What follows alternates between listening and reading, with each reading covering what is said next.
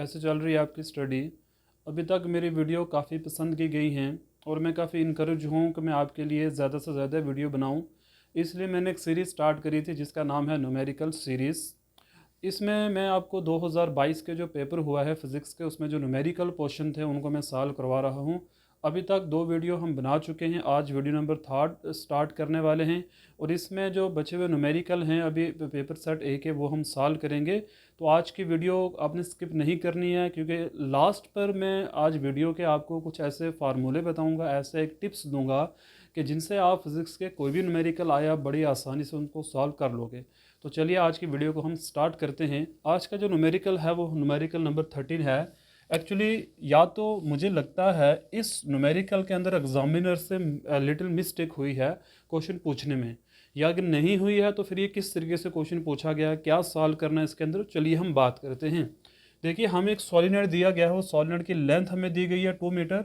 Solenoid का diameter हमें दिया गया है, नंबर ऑफ टर्न्स दिए गए हैं, जैसे नंबर 5 लेयर्स हैं उसके अंदर और हर लेयर के अंदर 1000 टर्न से, तो टोटल टर्न हमारे पास 5000 हो जाएंगे और करंट जो है कितना 5 एम्पियर फ्लो कर रहा है। हमें कहता है वो मैग्नेटिक इंडक्शन निकालिए। एक्चुअल में इस क्वेश्चन में कंफ्यूजन इसलिए आ रही है क्योंकि एक ही यूनिट से 2 न्यूमेरिकल नहीं पूछे जा सकते, क्योंकि जो इसके नेक्स्ट क्वेश्चन है वो भी इसी यूनिट से, मतलब मैग्नेटिक इंडक्शन का जो टॉपिक है वो यूनिट नंबर 4 से है। तो यहाँ पर यूनिट नंबर 4 से 2 न्यूमेरिकल तो पूछे नहीं जा सकते हैं। या तो ये क्वेश्चन नंबर जो होगा या तो 3rd यूनिट से होगा या तो फिर 4 से होगा, या हो भी सकता है कि 4 से ही पूछा हुआ हो। अब अगर 4 से पूछा हुआ है तो वह कहता है मैग्नेटिक इंडक्शन निकालिए। एंड्स के ऊपर भी और सेंटर के ऊपर भी देखिए, मैग्नेटिक इंडक्शन सेंटर या ऐसे नहीं होती, मैग्नेटिक इंडक्शन टोटल ही निकाली जाती है।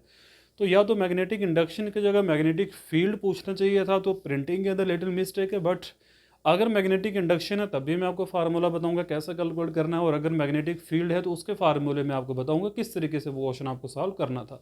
तो पहले अगर हम चले एग्जामिनर के कि जैसे उसने क्वेश्चन पूछा क्या था, मैग्नेटिक इंडक्शन निकालिए, तो उसका फार्मूला क्या है, ध्यान से सुनना। उसका फार्मूला क्या होगा, मैग्नेटिक इंडक्शन L बराबर होता है mu not an square A divide by L होगा। तो ये फार्मूला है। अब इसमें ये फार्मूला हमारे पास एक ही है, इसमें ना तो कोई सेंटर होगा ना तो कोई एंड होगा। तो जब भी आपको अगर मैग्नेटिक इंडक्शन का क्वेश्चन आए तो आपने डायरेक्टली यही फार्मूला लगा के उसको सॉल्व करना है। बट अगर मैग्नेटिक फील्ड का क्वेश्चन आए तो वो हम इस क्वेश्चन के लास्ट पे देखेंगे किस तरीके से उस क्वेश्चन को सॉल्व करना है। मैं आपको फार्मूले लिखाऊंगा, तो वीडियो को स्किप नहीं करना है, आपको वीडियो कंप्लीटली व्यू करना पड़ेगा ताकि आप न्यूमेरिकल में अच्छे स्कोर कर सकें।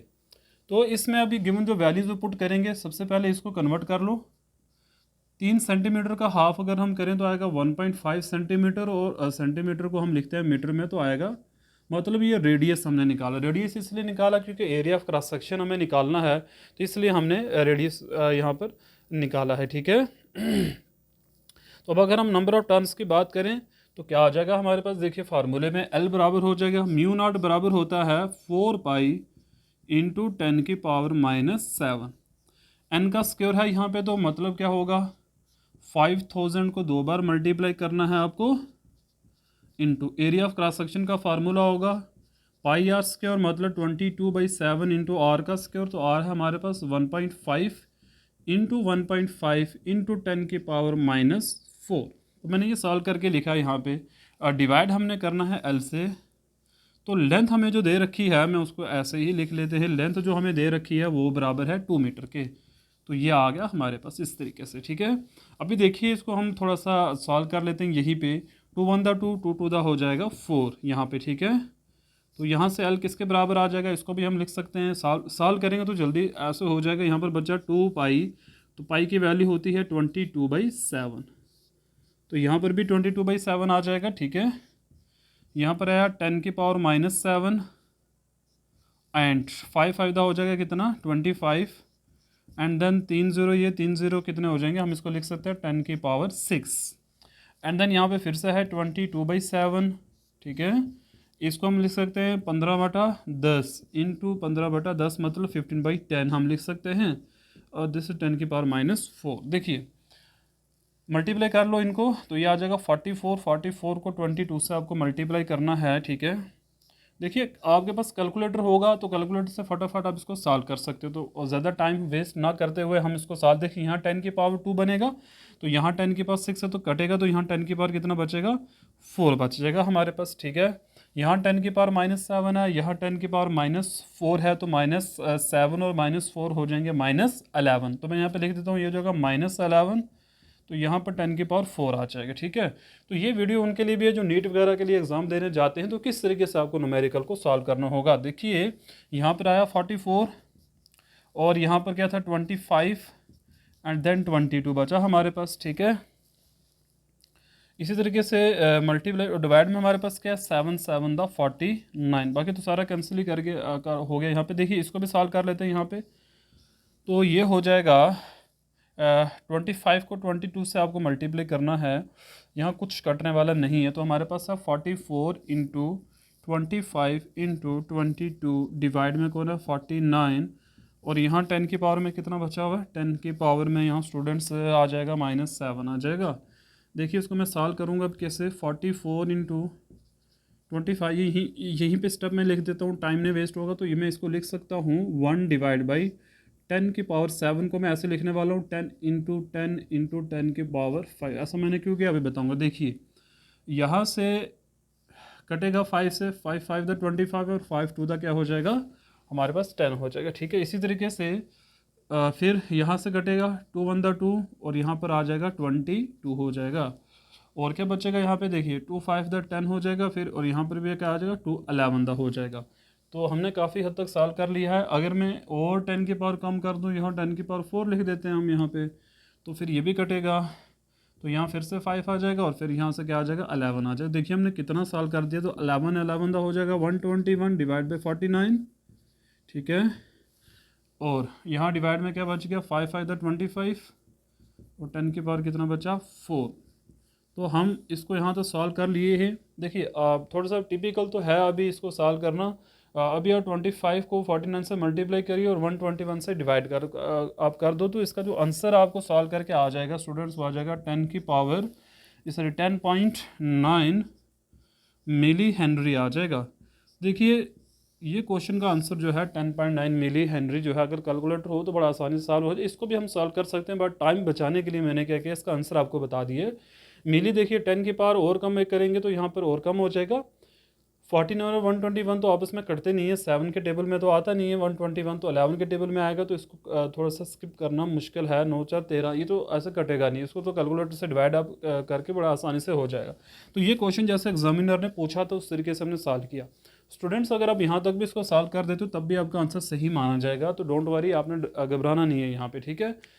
अब अगर ये क्वेश्चन ऐसा ना पूछा होता, अगर मैग्नेटिक फील्ड हमें पूछा होता, मतलब बी पूछा होता, तो बी के केस में हमारे पास दो केसेस आते हैं, या तो बी सेंटर या फिर बी एंड्स आ जाएगा। तो फार्मूला मैं आपको बता देता हूँ इसका, बी सेंटर का फार्मूला और बी एंड्स का इसमें आपने डायरेक्टली पुट करना है एन म्यू नॉट आई, और यहाँ पे N mu not I divide by 2। इतना सारा काम एंड्स पे आपको 2 से डिवाइड करना और सेंटर के लिए आपको डायरेक्टली लिखना है। तो बड़ा आसान सा ये फार्मूला है। देखिए अब ये जो स्मॉल एन है, म्यू नॉट की वैल्यू को पता है, करंट की वैल्यू दे रखी है, तो ये स्मॉल एन है ना, ये बराबर किसके होता है स्टूडेंट्स, ये बराबर होता है total number of turns divide by length हो जाएगी, ठीक है। जैसे इस गिवन केस में अगर हम बात करें तो 5000 नंबर ऑफ टर्न्स से लेंथ 2 मीटर है, तो ये स्मॉल एन जो है हमारे पास वो आ जाएगा कितना 2500 आ जाएगा ये, ठीक है। तो स्मॉल एन, इस तरीके से ये क्वेश्चन अगर पूछा होता है मैग्नेटिक फील्ड तो हम इस तरीके से इसको सॉल्व करते, बट एग्जामिनर तो मैग्नेटिक इंडक्शन का नाम लिया, तो मैग्नेटिक इंडक्शन के लिए आपने ये वाला फार्मूला यूज़ करना है। देखिए एन स्क्योर कैसे यहाँ पर आया, यहाँ पर म्यूचुअल इंडक्शन या हो सकता था सेल्फ इंडक्शन, ठीक है। बट उसने ऐसा कुछ नहीं कहा, तो हमने इसको मान लिया कि नंबर ऑफ टर्न्स सॉरी जो एन हमारे पास है वो सेम ही होगा, मतलब सेल्फ इंडक्शन और म्यूचुअल इंडक्शन के केस में बाय डिफ़ॉल्ट हम इसको सेम ले लेंगे, ठीक है। तो ये न्यूमेरिकल था, इसको फटाफट स्क्रीनशॉट लो, फिर हम वो बात करते हैं जो मैंने वीडियो के शुरू में बात। चलिए स्टार्ट करते हैं उस बात को जो मैंने वीडियो के शुरू में कही थी, फार्मूले किस तरीके से आप क्वेश्चनों को सॉल्व करोगे। तो माइंड में पहले आप तो रीड करोगे ना पूरे क्वेश्चन को। अगर आपको एग्जाम में न्यूमेरिकल आता है कूलम्स फोर्स के ऊपर, तो डायरेक्टली स्टूडेंट्स फार्मूला यूज़ करिए ये वाला, इसमें तो कोई डरने की बात नहीं भाई, इस फार्मूले के ऊपर क्वेश्चन आया हुआ है, ठीक है ना। सेट बी में इसके ऊपर क्वेश्चन आया हुआ, मैं सॉल्व करके दूंगा। तो पहला आपको जो फार्मूला याद रखने वाला है वो है फोर्स बराबर होती है K1 Q2 divide by are square. के यहाँ पर होता है कांस्टेंट जिसकी वैल्यू 9 इंटू 10 की पावर 9 हो जाएगी, ठीक है। बाकी चार्जेस और डिस्टेंस आपको गिवन होगा। और एक इंपॉर्टेंट टिप्स मैं आपको दे दूँ, जब भी न्यूमेरिकल आपको सॉल्व करने हैं स्टूडेंट्स, हमेशा इनको SI यूनिट में कन्वर्ट करके ही सॉल्व अपने करने हैं। दूसरा फार्मूला जो न्यूमेरिकल पूछे जाते हैं वो है पोटेंशियल एनर्जी का। जैसा कि हमने शुरू में पहले दिन ही एक पोटेंशियल एनर्जी हमने कैलकुलेट की थी, तो आपको पोटेंशियल एनर्जी के बारे में आएगा क्वेश्चन, तो आपने इस फार्मूले से सॉल्व करना है। तो यहाँ P को याद रखना है आपने, ये होता है Q इंटू 2A के बराबर, ठीक है।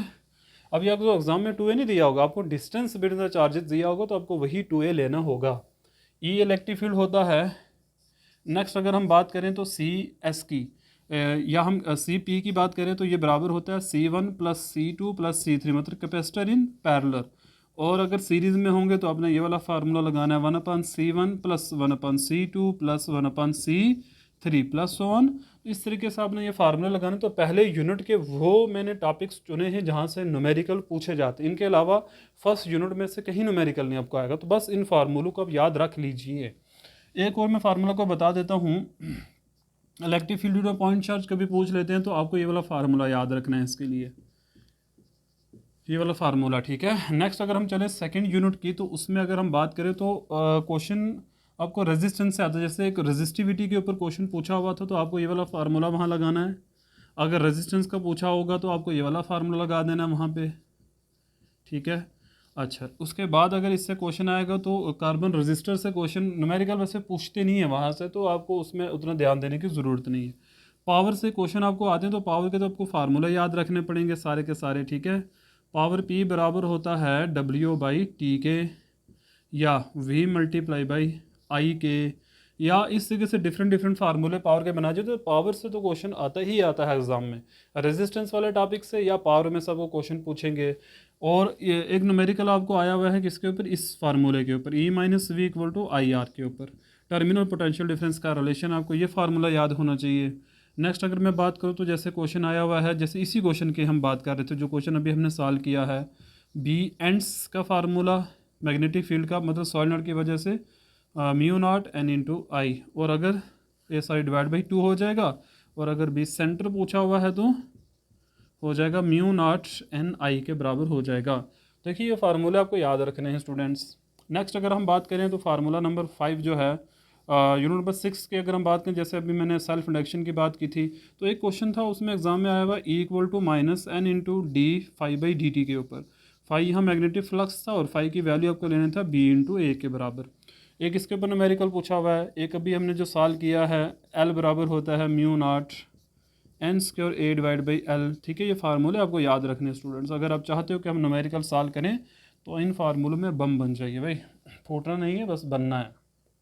ये ना एग्ज़ाम में जाके फूट जाओ तो गड़बड़ हो जाएगी फिर। उसके बाद डी ब्रॉगली वेवलेंथ की अगर बात करें तो लैम्डा बराबर होता है H/m/v के। आपको एक वे वाला फार्मूला याद रखना है। और इसी के ऊपर एक फार्मूला आता है इलेक्ट्रॉन की वेवलेंथ, तो आपको ये वाला फार्मूला वहाँ पर याद रखना है, ठीक है।